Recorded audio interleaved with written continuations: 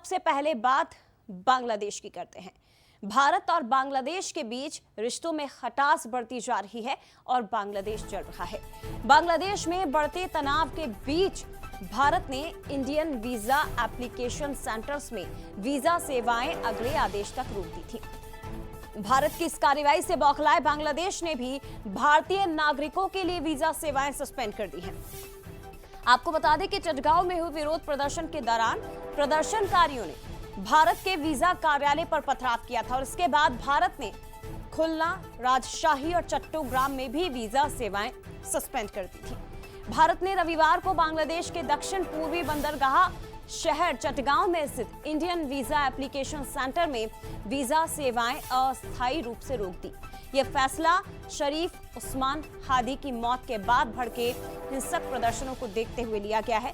बताया जा रहा है कि हादी पिछले साल शेख हसीना को सत्ता से हटाने वाले आंदोलन के प्रमुख नेताओं में शामिल थे और हादी भारत विरोधी गतिविधियों में भी रहे हैं और वो शेख हसीना के भी विरोध में हमेशा ही रहे हैं।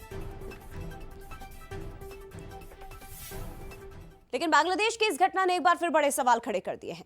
सवाल ये कि बांग्लादेश में क्या 1971 जैसे हालात एक बार फिर से बन रहे हैं? क्या भारत को एक बार फिर हस्तक्षेप करना पड़ेगा? और सवाल ये भी कि बांग्लादेश के बहाने क्या भारत को घेरने की कोशिश हो रही है?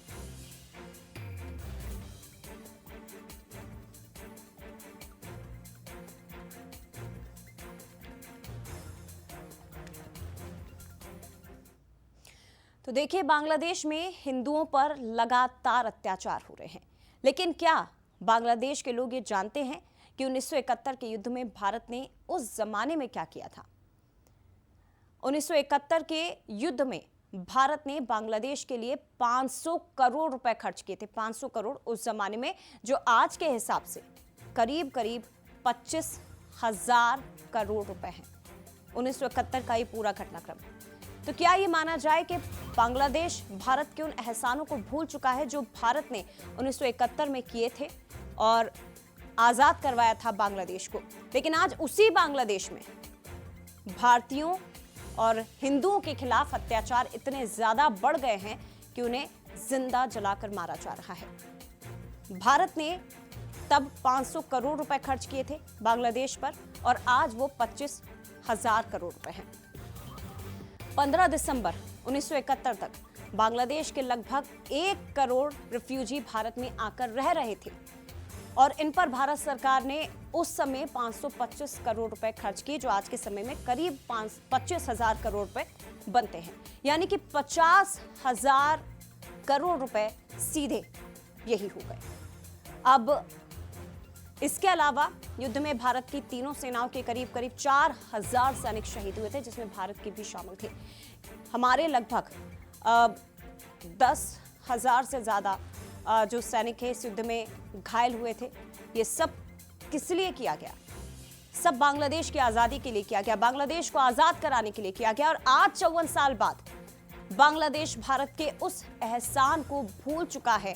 बांग्लादेश के 17.5 करोड़ लोग हमारे सैनिकों की उस कुर्बानी को भूल चुके हैं, जिस बांग्लादेश के लिए भारत के सैनिकों ने अपना बलिदान दिया, पर वहीं आज हिंदुओं का खून बह रहा है। तो बांग्लादेश जल रहा है और बांग्लादेश में आज हिंदू होना आसान नहीं है। भारत अपनी तरफ से कोशिशें लगातार कर रहा है, लेकिन सबसे हैरान करने वाली बात यह है कि दुनिया भर के देश इस मामले पर चुप बैठे हुए हैं। दुनिया के देशों की चुप्पी आप देखिए।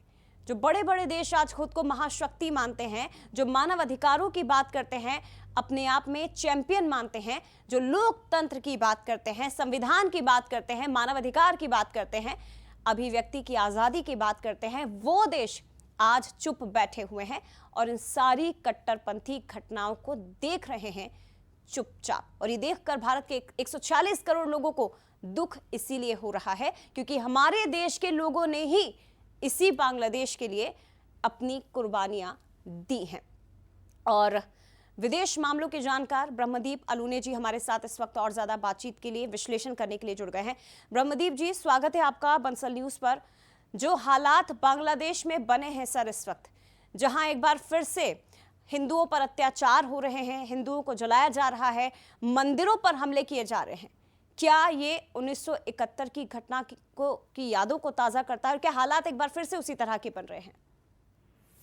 देखिए जया जी, अब बांग्लादेश के जो हालात हैं वो 1971 से कहीं आगे निकल गए हैं और उससे कहीं अलग है, क्योंकि 1971 में बांग्लादेश की अस्मिता का मसला था, लेकिन अब ऐसा लग रहा है कि इस्लामिक कट्टरता हावी हो गई है और यह कट्टरपंथी संगठन जो है एक धर्मनिरपेक्ष बांग्लादेश को कट्टर इस्लामिक राष्ट्र के तौर पर मोड़ देना चाहते हैं। यही कारण है कि हिंदुओं पर हमले हो रहे हैं, लेकिन इन सबके बीच देखिए मोहम्मद यूनुस जो है वो सरकार को संभाल नहीं पा रहे हैं।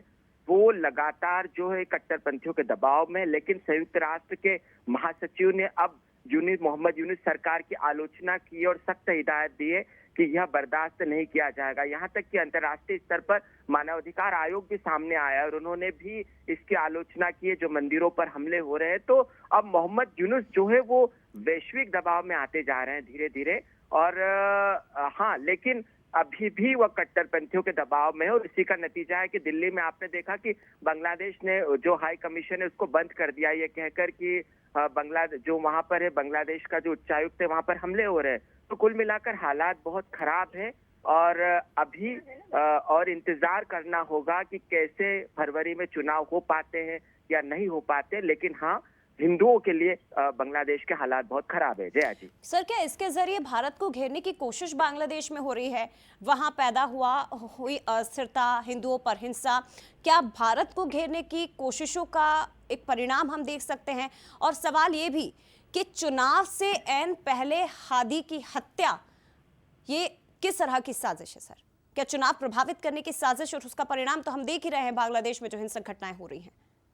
जय जी, देखिए बहुत दो महत्वपूर्ण सवाल आपने पूछे हैं। सबसे पहले तो क्या भारत को घेरने की कोशिश हो रही है? तो बिल्कुल, जो संसदीय एक हमारी रिपोर्ट आई है बांग्लादेश को लेकर कि 2024 के बाद कितने बदलाव आए, जो शशि थरूर साहब की अध्यक्षता में बनी थी, ये कैसे बांग्लादेश में चीन और पाकिस्तान मजबूत हो रहे हैं, कैसे कट्टरपंथी मजबूत हो रहे हैं, और यह सब 1971 के बाद पहली बार एक नई चुनौती भारत के सामने है।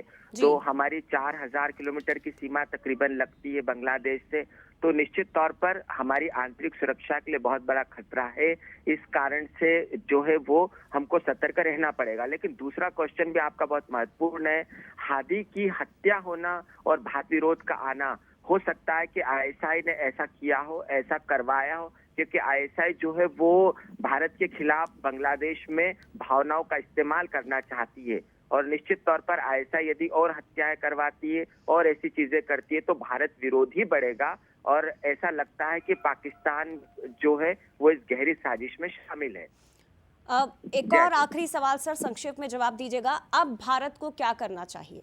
अब भारत के पास क्या विकल्प है, क्या कदम वो उठा सकता है अपने देश की सुरक्षा के लिए भी, और बांग्लादेश में जो हिंदू हमारे मौजूद हैं, हमारे भाई हमारे बहन जिन पर अत्याचार हो रहा है, उनकी सुरक्षा कैसे होगी? देखिए, जो भारत बांग्लादेश के बॉर्डर पर पूरी तरीके से बाढ़ लग गई, करीब 170 किलोमीटर का इलाका बचा हुआ है, तो सुरक्षा व्यवस्था को लेकर चाक चौबंद है। दूसरी बात है कि अल्पसंख्यकों की सुरक्षा को लेकर तो संसद में इसकी आलोचना हुई है, मतलब हमने और सरकार ने वहां के सेनाध्यक्ष से बात भी की है। तो अभी सबसे अच्छी बात है कि बांग्लादेश की सेना के साथ भारत के अच्छे संबंध हैं, और ऐसा होने पर कम से कम हम लोग को कम तो कर ही सकते हैं। तो फिलहाल हमको फरवरी में होने वाले आम चुनाव का इंतजार करना होगा और सरकार की उसी पर नजर होगी। बहुत बहुत शुक्रिया आपका ब्रह्मदीप जी, बंसल न्यूज के साथ जुड़ने के लिए और इस महत्वपूर्ण खबर पर विश्लेषण करने के लिए।